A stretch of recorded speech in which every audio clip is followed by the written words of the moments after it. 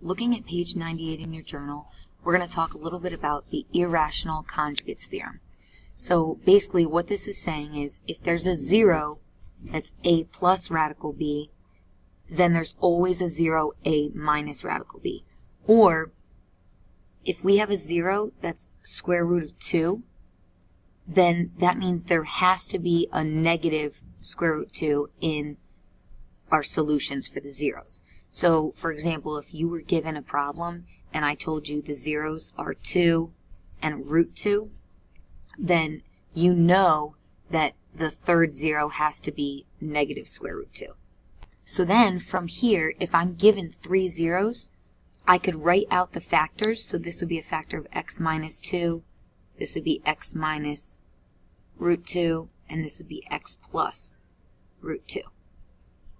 And I could FOIL these out to figure out what the original polynomial was that gave me these 3 solutions. So what I would do first is FOIL this out because the radicals will cancel out. So check this out. So we've got x squared, then plus root 2 times x minus root 2 times x cancels, and it's just minus root 2 times root 2, and that's going to be just 2.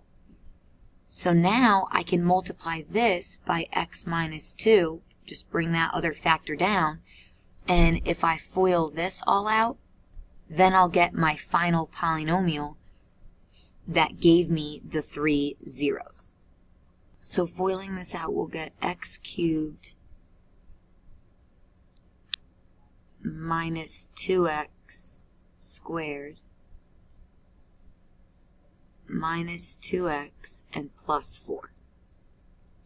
This will be my final polynomial with zeros of 2, root 2, and negative root 2.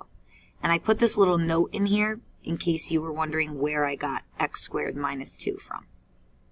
Now go to example 5 in your notes, and it says to write a polynomial function f of least degree, so we don't have to worry about that, with rational coefficients, leading coefficient of 1, and then the zeros are 3, and we're going to save this for pre-calc. We're going to cross out the 2 and just say radical 5.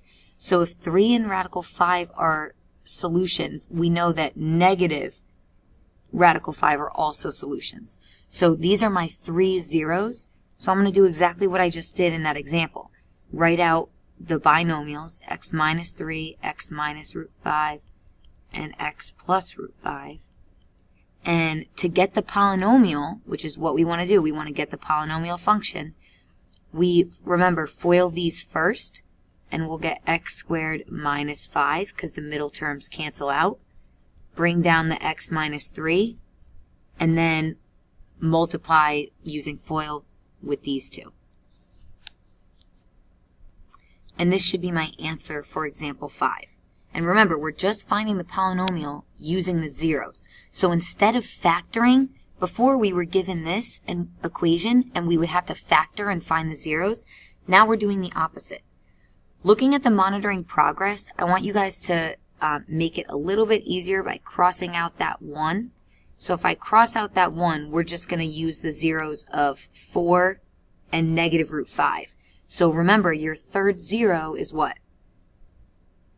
Should be positive square root 5. And you can try to set this problem up and we'll solve it tomorrow.